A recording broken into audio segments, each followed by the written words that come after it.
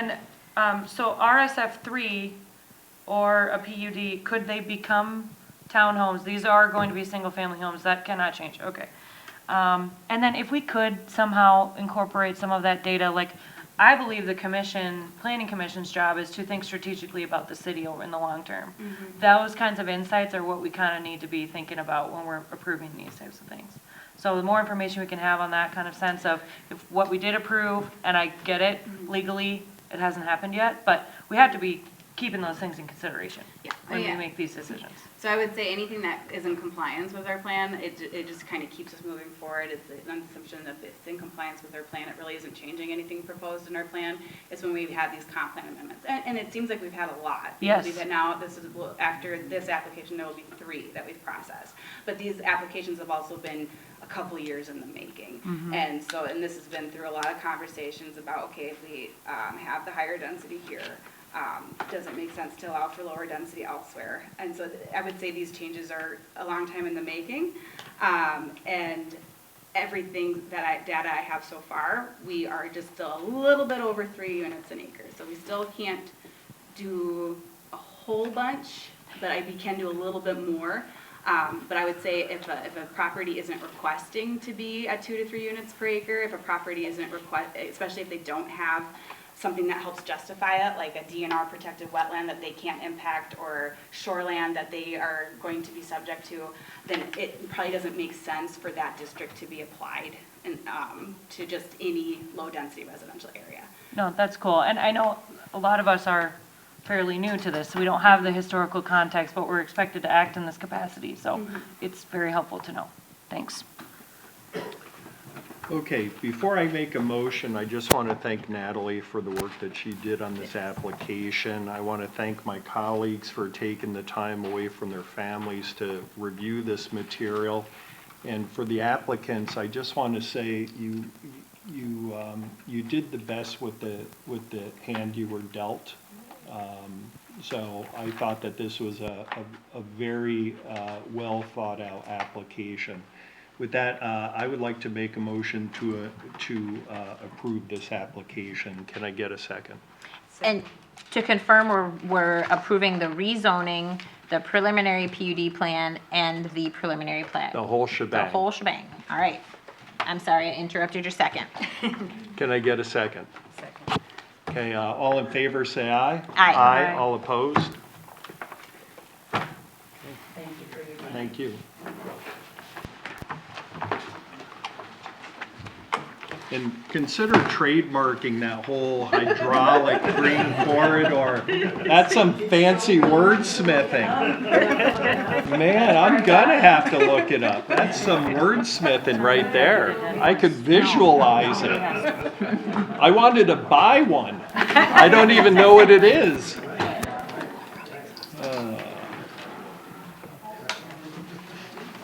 You're like, yes. No. Gun pile's getting bigger. You can tell. I'm fine if you all are, because there's no bathrooms, so. Are you So let's folks get out of okay here to keep soon. I know, going? I went in there, it Yes. was okay, but Okay, keep going. Yep. I was surprised. All right. Are you ready to Yes, continue? I am ready. Okay, Okay. Mr. Chair, the next item is 60. It's a public hearing for Fairway Shores Villas at Cook Lake. So with that, I'd like to open the public hearing for the Fairway Shores Villas, city file number 24-006. This application involves a comp plan amendment and PUD for the construction of 75 homes. I think that we're warmed up, so Natalie? Yes, thank you. So yes, the Fairway Shores Villas at Cook Lake, as you said, it will include a comprehensive plan amendment request with a rezoning, a preliminary planned unit development plan, and a preliminary plat. The applicant is Bergeron Development. They are a local home builder, and they are developing 75 single-family residential lots and 5 outlots. This property is directly east of the Chastic Farm that we just reviewed, and then they are west of Cook Lake. And with this application, an off-road trail is also provided which will run along the north boundary and then move south to follow the wetland complex around Cook Lake, and that is in compliance with our 2040 Parks and Trails map. So the comprehensive plan amendment would be the first component that we would need to approve in order for this application to move forward. The pre-development density is 2.43 units an acre on a property that's currently guided for 3 to 5 units an acre. Even with the increase that is anticipated for the post-development density, they are still not going to hit that 3 units an acre. So the city adopted the conservation residential land use category last month with the review of Woodland Hills. And that does allow for density at 2 to 3 units per acre. It was stated in that application that the part of why we wanted to set this new land use category up is it would not benefit just Woodland Hills, but other applications that we were aware of that were having troubles meeting this density while trying to preserve or trying to work around and enhance natural features of their site. So this does seem to make sense here as well, to allow regional development of a site that's located within our shoreland overlay district of Cook Lake here, while catering to supply and demand for a variety of lot sizes. So this is a policy decision for the city where there is a high level of discretion. I'll just kind of give you an idea. This right here is where the shoreland overlay district ends. So pretty much the entire site is constrained by that. So then the rezoning request, right now they are zoned RSF2, and they are requesting to be zoned a PUD. And staff finds there is reasoning to support the rezoning request. Again, it's fleshed out in the staff report as to what factors we should consider when making this type of request, and it is ultimately a policy choice for the city, and the Planning Commission should decide or should provide any feedback they have on how it does or doesn't meet those standards.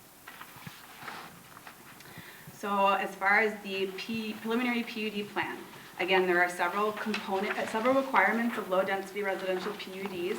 This application meets most, if not all of them. The question again with this one is the matter of open space.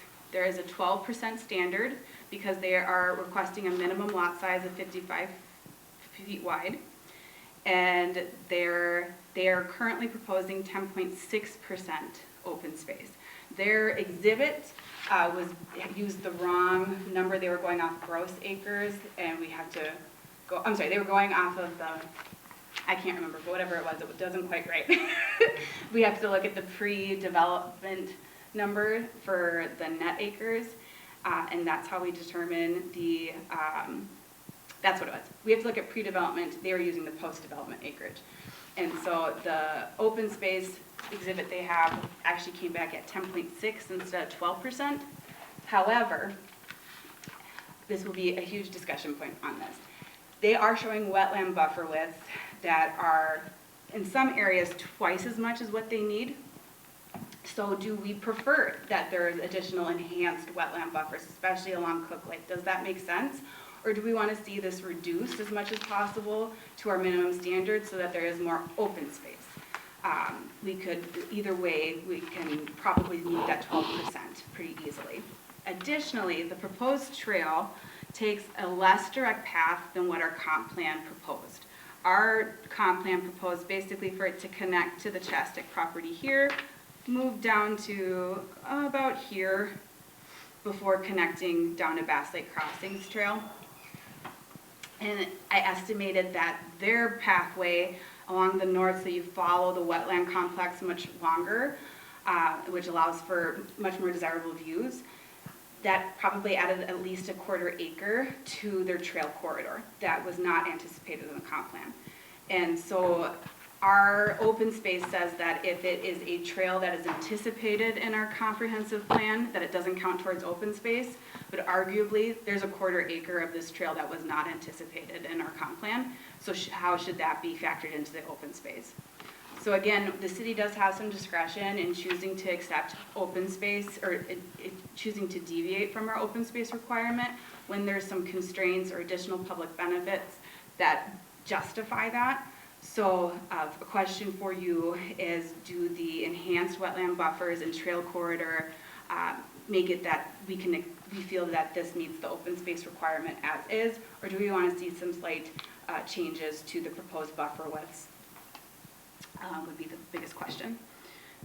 So then as far as the flexibilities requested, they are, again, we compare this against the RSF3 standards because they're proposing minimum lot sizes that's more comparable to RSF3 than any other district.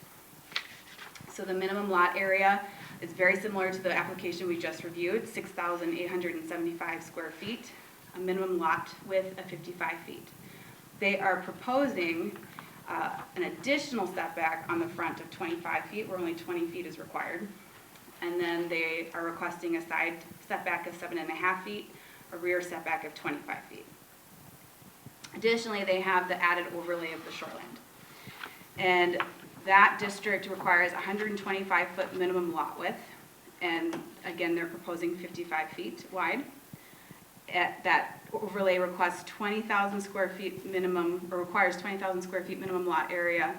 There are a few lots within that overlay that would only be the minimum requested of 6,875 square feet. There is a 25% impervious surface limit in the shoreland overlay, and they are requesting 45% impervious. Keep in mind that is on a per lot basis, and that's not including the open space at all that is being proposed. And then additionally, after reviewing the staff report, the applicant started to question their ability to meet the materials of the front elevation. We have a requirement that only 75%, there's a 75% maximum for one building material, and they are proposing that was the hardy siding and or smart siding that they're proposing.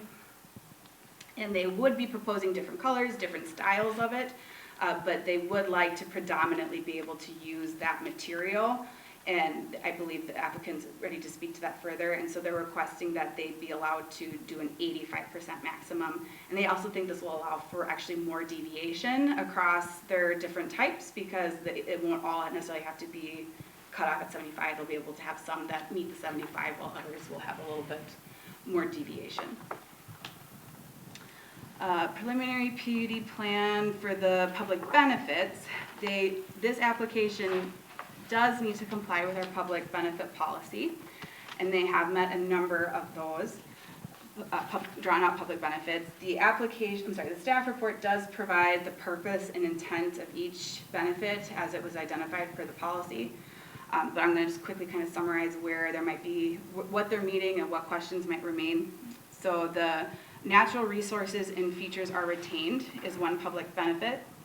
A high quality maple basswood community is identified on this property by the city, and it follows Cook Lake and the wetland lobe that goes into the center of the site, and then it also continues to follow the lake north. The applicant is currently proposing 50% of the significant healthy trees on the site be preserved. Most of them are located within that high quality community. My staff report said 68%. The applicant is fearful of overpromising and wants to make sure that these are parameters that he can live up to. So that's where the 50% is now coming from. The use of preferred trees in landscaping, they are primarily complying with our Northeast District preferred trees list. They are proposing higher architectural standards in that the 5 minimum elevations are required for diversity, and he is proposing at least 6. The James Hardy or LP Smart Side are intended to be used, will allow for 20 plus pre-finished colors for a variety of colors within the community. And then they're proposing different styles of the building materials. So they'll be using board and batten or shake as a way to make it look different throughout each facade. Additionally, they are proposing they are meeting the lot size variety public benefit.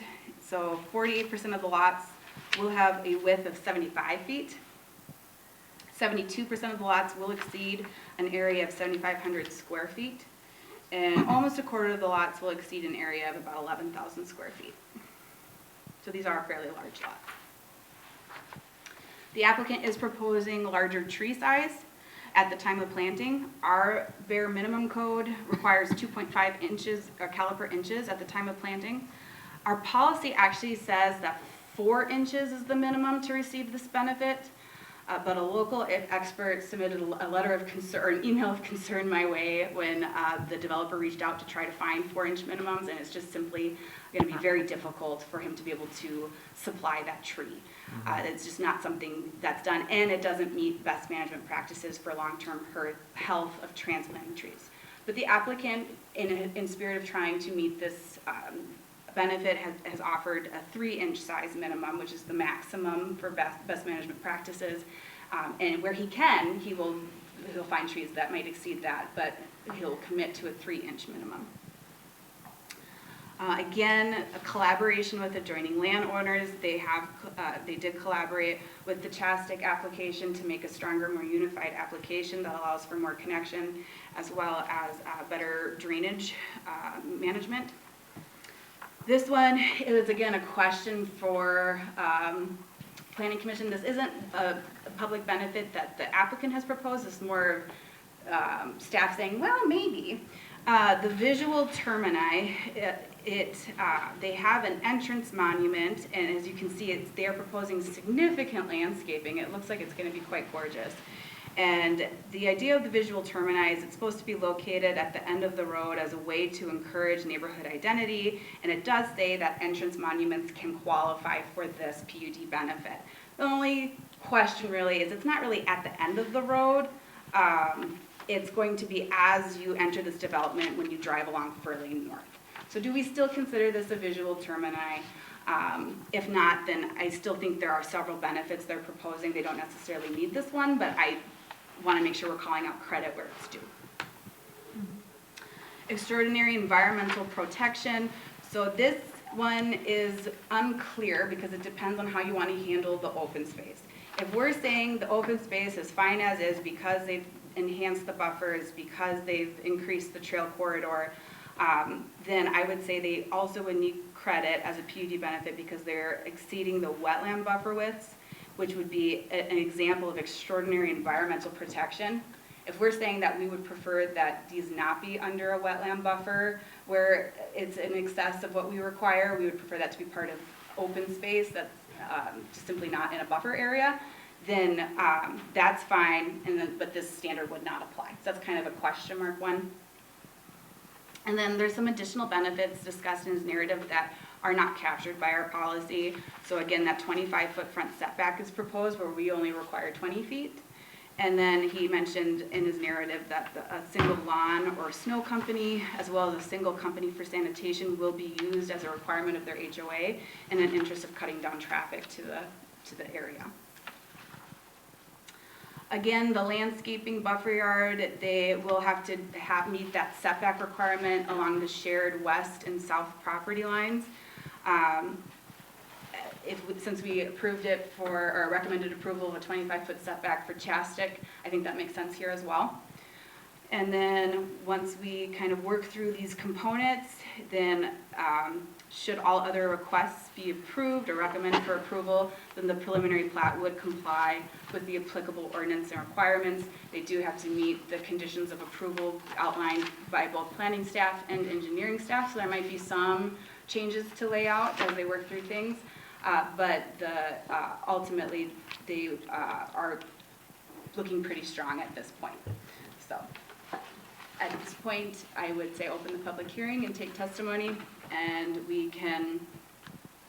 staff recommends approval of the several components. So we have resolution approving the comp plan amendment, a draft ordinance approving the rezoning to a PUD, the resolution with findings of fact supporting the rezoning, a resolution approving the preliminary PUD development plan, and the resolution approving the preliminary plat. And again, the Planning Commission can make adjustments to the proposed resolutions. And then if anything if the Commission were to find that there's something that is not satisfying our standards and recommends denial, then findings of fact should be provided to staff for City Council. And that is what I have. Thank you, Natalie. With that, I'd like to open the public hearing. Is the applicant in attendance? Yeah, right here. Hi, please, sir, would you like to state your case, and just please say your name and the organization you represent, if any. Mike Bergeron, Bergeron Homes and Development. Okay. Welcome. Thank you. So Fairview Shores, we feel is going to be a great addition to Corcoran. Larger PUD lots. We're currently doing a development in Plymouth, and we've got some lots that vary in sizes, not to this scale, but you know, with doing the hardy siding, the stone variation, we feel like with the upper bracket, it'll be a nice addition. I guess any questions you have? Commissioner, anyone? What is the reasoning behind wanting the larger percentage of one material? So the idea is, so what we do is we try to get every house looking different with the roof line, and nobody's really choosing brick today. Almost everybody is, you know, the hardboard and stone. So we want to have that variation so that we can go to all spectrum, more stone, more hardy siding, different colors, board and batten, shake, slab siding. The goal is to have nothing look alike, identical. And at 75 lots, it gets to be difficult. So that's, you know, so to make it easier, so if you do 75% stone, 25% hardy, you know, you're going to run out of ideas pretty quickly. But if we can go to 85, that's going to help us. Some people are going to want more stone, some are going to want less. Mm-hmm. And then, you know, our specs and models will be doing it on our own and mixing it up. I have a question. The wetland buffer versus the open space, Mm-hmm. is it basically the open space would be mowed grass and a wetland buffer would be native plantings? That might be a question more for me. Yeah, so wetland buffer has specific types of plantings you're supposed to use. And then there's buffer monuments that go on the edge. You're really not supposed to do anything within the buffer. It's supposed to kind of just be like this natural corridor that helps with drainage as well as wildlife. And then the open space, they're proposing a different seating than the typical yards. So you'll have one seating type for the private yards and then a different seating type to kind of delineate the open space from the private yards. So it's more of a matter, I would say that the open space would be more accessible to be able to walk through and kind of use, whereas the buffers are going to be less accessible. Okay, with that, any more questions of the applicant? Okay, with that, I will make a motion to close the public hearing. Can I don't know if we made it actually Oh, available to. I did it to you again. My wife told me not to talk. All right, thank you. You're welcome. Sir, please step on up. My apologies. And again, please state your name and your address. My name is Lynn Alberts. I'm at 7490 Fur Lane. And I just want to recommend that, that this development go forward. I've lived there for 5 years. That you will not believe what kind of trail people will like going around Cook Lake. Cook Lake is one of the few lakes in Corcoran. I mean, and it's an environmental lake, and so I think the far more buffer that you have, the better, because it's going to protect that lake. And so just from that point, and you know, the protection of the trees and that type of thing, I think this is an excellent project, and I commend the city for changing the rules as far as how these are now handled, you know, the tree preservation and all those different things, rather than say, well, what's the benefit to the Corcoran? There actually is some listing of things that, okay, you have to hit these things to be qualified for a PUD. So I just commend the city for having that and taking the time. Natalie spent a lot of time doing that. So I really think that Corcoran's made a step up now, and you know, now we have something that you can, rather than just pick and say, well, I think we should do it because of this or that. There actually are criteria now that you utilize to determine what is a good PUD and what isn't a good PUD, so. Thank you. Well, good, thank you. We all appreciate your comments. Anyone else? Yes, please, step on up, state your name and your address, please. Matt Summers, 7485 Fur Lane, Bass Lake Crossing. I, attended at both open houses, both with Trek and also Bergeron and Builders, and I thought both of them have some really great ideas, and I really think we should move forward to the development of Corcoran. It's, the homes I know that Bergeron's going to be building will be really help our whole area and increase the value of what we're doing.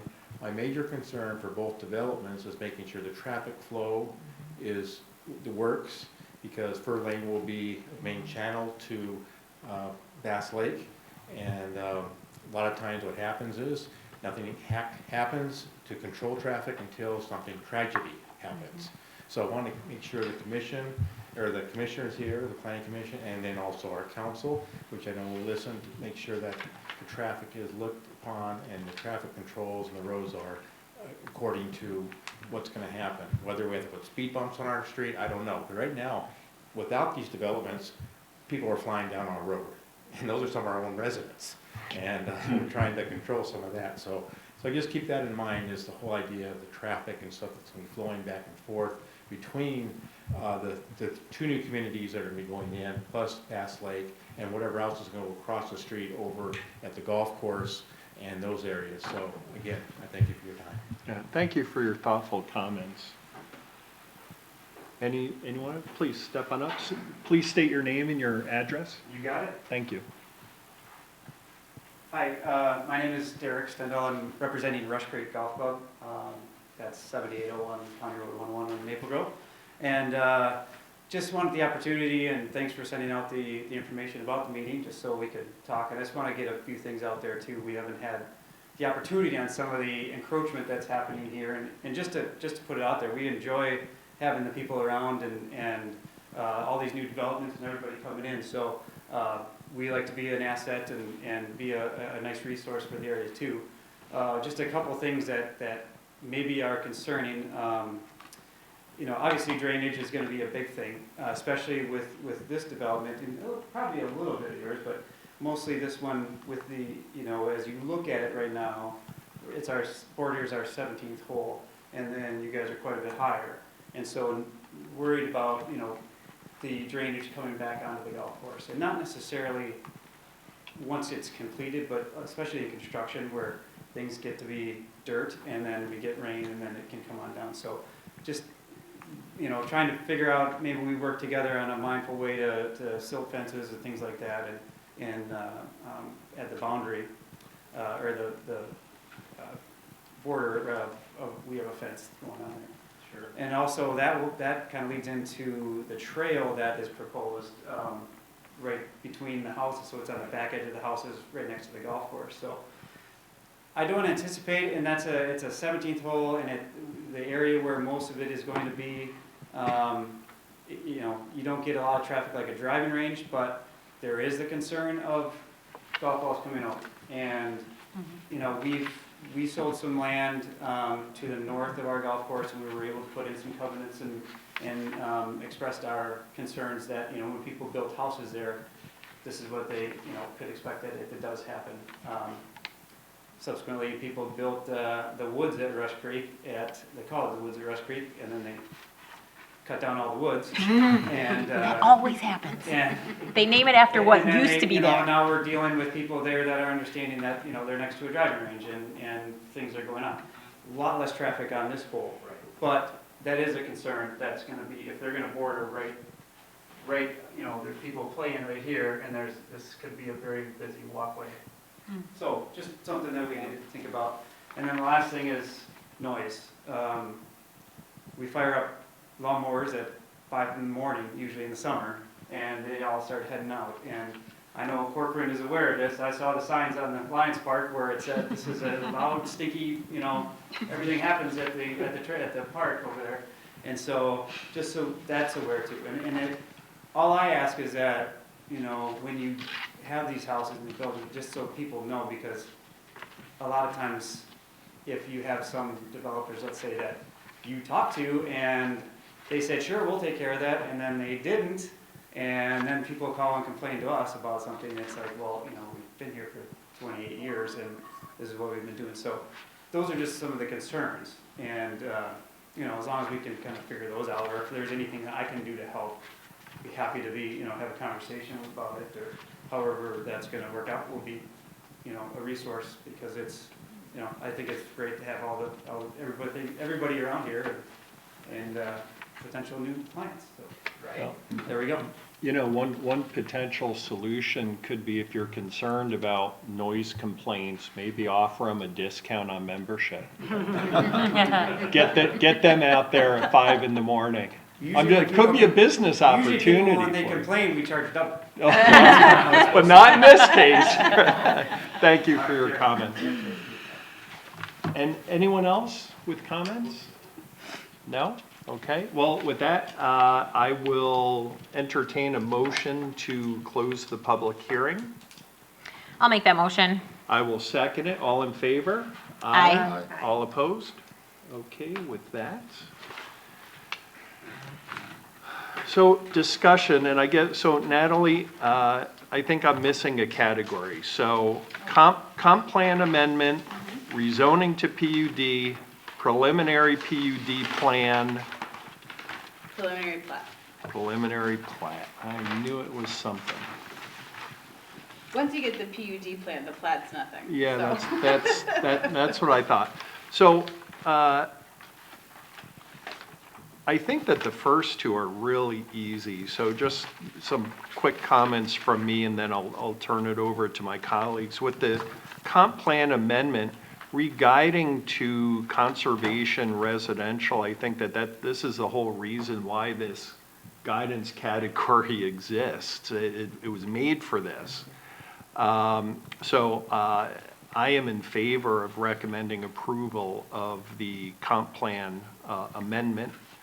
With rezoning to PUD, I'm in favor of recommending approval of that. And then where I think, some additional discussion is warranted is on the preliminary PUD plan. So who would like to start the discussion? And just because I made some comments about comp plan amendment and rezoning to PUD, don't think that you can't add your comments as well. Okay, I just wanted to kind of set out my thoughts on this. Who'd like to start? Okay.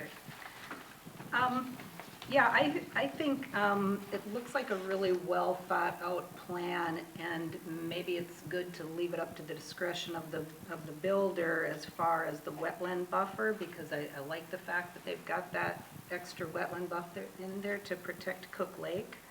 And I think there was an issue with the trail going into that wetland buffer, so maybe, that has to come out of there. Yeah. I'm okay with part of the wetland buffer being part of the open space, because as far as I'm concerned, the open space and the trails, that kind of takes care of that. And if they end up extending that trail around Cook Lake, if Maple Grove ends up doing that, that would be really great. And it looks like we've kind of accommodated for that here. I think there was something in here somewhere, I couldn't find it, but I thought there was something about some additional screening by the trail, by the golf course, to kind of protect people from balls. There was some Wayward discussion balls. at the Parks and Trails Commission. It didn't make it into their Oh. official recommendation. So, I Maybe think, that's where I saw it. yeah, and I spoke with the applicant about that. And I don't want to put words in your mouth, so feel free to step in. But the desire to add trees in that area Oh, yeah, that is is- not echoed by the applicant, because those are premium lots that with the golf course view, that's considered a premium lot. So he doesn't want to block off the view. If something is absolutely desired, he'd be open to possibly a Although, fence.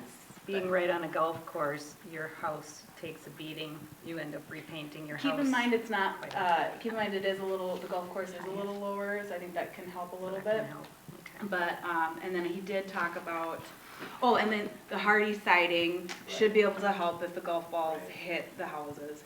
And then you were open to potentially like a fence, like a green chain link fence or something like that, that could blend in but still provide a view and provide a little bit more protection. So if we absolutely want to add that, I don't currently propose that, but that would be, I think, kind of the compromise, so.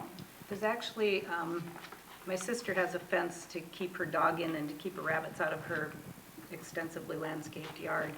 And it's black, and you almost see right through it. You Sure. barely see it at all. And it's like way cheaper than like a cyclone fence or something like that too. So different considerations for fence might be a good idea there. And it's flexible too, so a golf ball would hit it and it wouldn't hurt anything. Let's see, I see you did amend the tree preservation plan because I think there was something in there that said if you say you're going to preserve 90% and 25% of those die or they're compromised because of the development, then you have to replace them, so I can understand that. Yeah.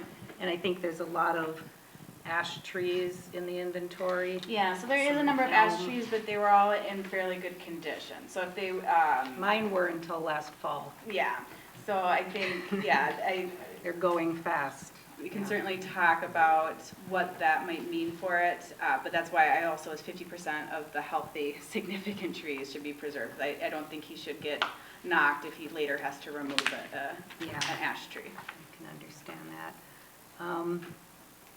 I like the quality of the housing, the siding, the colors, the stone treatment, all of that. I think that's really nice. Both of these developments have been really thoughtful that way. I think that 25 setback for the buffer yard probably meets the intent of the buffer yard ordinance. I think the site monument on where it is on Fur Lane, that sounds fine too, because you're entering the development, and it looks like it's a really nicely landscaped monument, so I like that. I think that's the extent. There's an HOA, so that maintains the open space, correct? Yes. Okay. Yeah, looks like a very nice development. That's all I have. I thought this was particularly well done. I liked it a lot. I like the fact that the last two items, the applicants worked together. I thought that was really, I mean, that's nice to have. That's nice to see. And I also like that enhanced buffer in lieu of the open space. I think that's just really well done. And that's the extent of my comments.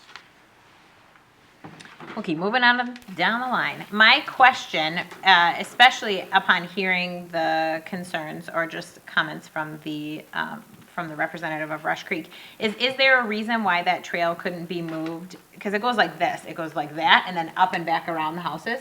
Why can't it just go in front of those houses, cross the street, and then go down and behind, and then there's no concern? So where we can have it away from the road, we would prefer it. So when you have it on road, it's just, you're walking around the car. So we would prefer where we can to get off-road trails. So. Sure, I get that, but if it's like then if it's requiring screening, that I would prefer not to see fencing go up to break up that view. And so I get that, but I think in this case, it might be worth considering allowing it. Also, like, I used to back up to the regional trail in Maple Grove, and if you don't have enough of a buffer, sometimes it does feel weird to have a trail going through your backyard, you know? So I'm just saying that was a thought that I had after hearing some of your comments, is just wondering if you could just dip that down, run it in front of that one street of houses. It still has to cross Street C, and then come back and around where it is. So just a thought, and I would prefer something like that, although I understand you want to keep it off of streets. It's not going to be a super busy street, though. That's the back of the development. So save the people who live there and anyone who's coming to visit them. I don't feel like it's going to be a high traffic area. So that's a thought that I have. And I was just saying I'd prefer that over a fence. And then otherwise, everything else, my only question is the impervious surface percentage, because it's significant. So if we look at that, because the percentage that you're giving, the 45%, is per plat.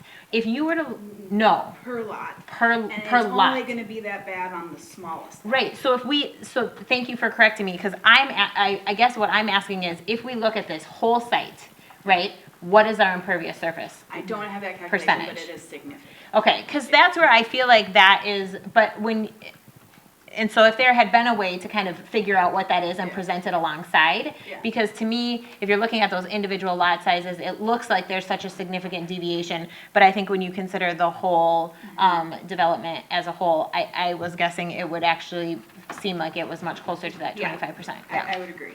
Okay, and otherwise, I have no other concerns. I super appreciate, because I live on a Maple and Basswood community natural resource, so I appreciate that that's being preserved, and I would agree that some of the work that's been done by staff over the last couple of years is making a significant impact, and I'm excited for that.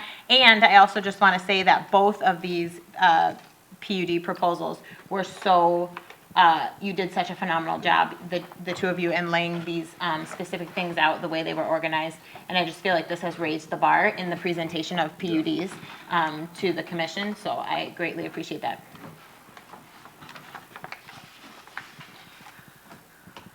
Yeah. I love the summary questions too. I think that's super helpful, so thanks for including those. I was thinking the same about the trail, even perhaps, I don't know, another idea.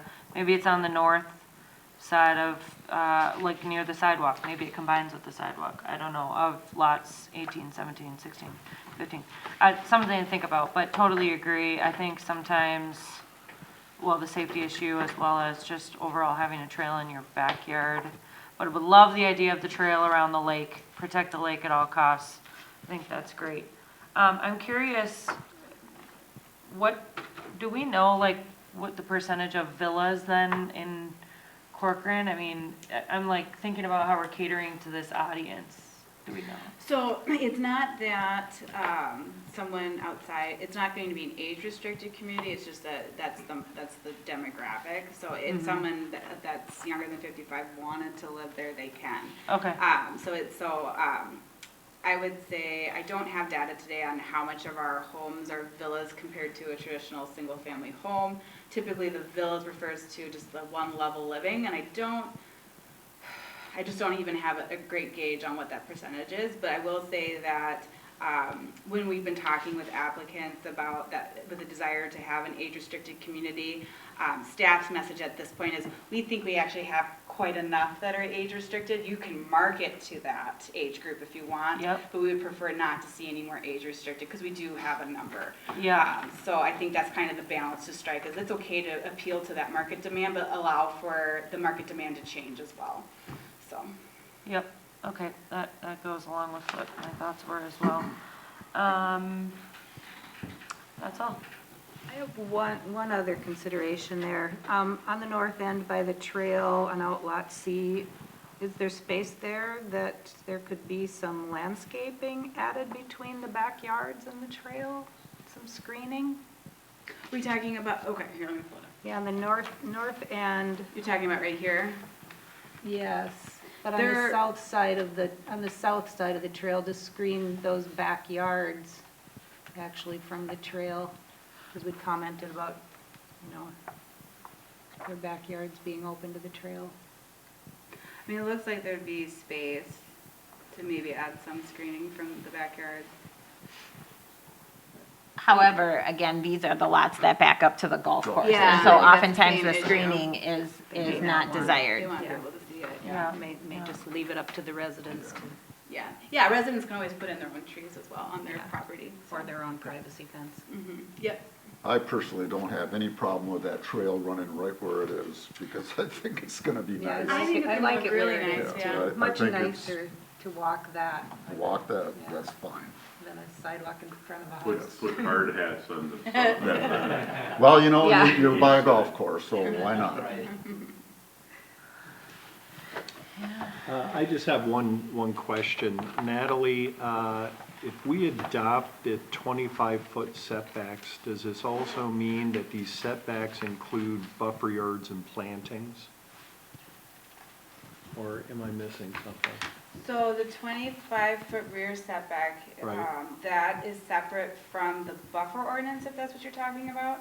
The buffer ordinance, again, it's unclear how best to handle PUDs, but what staff proposes is that same 25-foot yard setback be applied Right. because of the surrounding PUDs are also at 25 feet. Okay, all right. So you're recommending that as a condition? Yes, yes. Okay, yeah, I'm in favor of that. Any further discussion? With that, I would like to make a motion to approve the application. Can I get a second? I'll second. All in favor, say aye. Aye. All opposed? Okay. Thank you, Natalie. Again, good job. Thank you. It was a well-done application, so I wish you success in front of the city council. Thank you. And I appreciate the cooperation between you and the golf course, so thank you. Okay, so Natalie, where are we now? We're technically, Mr. Chair, we're Reports and technically at information. 7AI. However, I want to be respectful of the fact that we have now been here for almost 3 hours. We don't have a proper bathroom, so if we want to table this to next month, I am open to that. I don't think it'll affect our timeline. Okay, I'm fine with that. Okay, let's do Yeah. that. Do you need, you don't need a motion I don't for know that, if do you? there's a discussion Okay, item.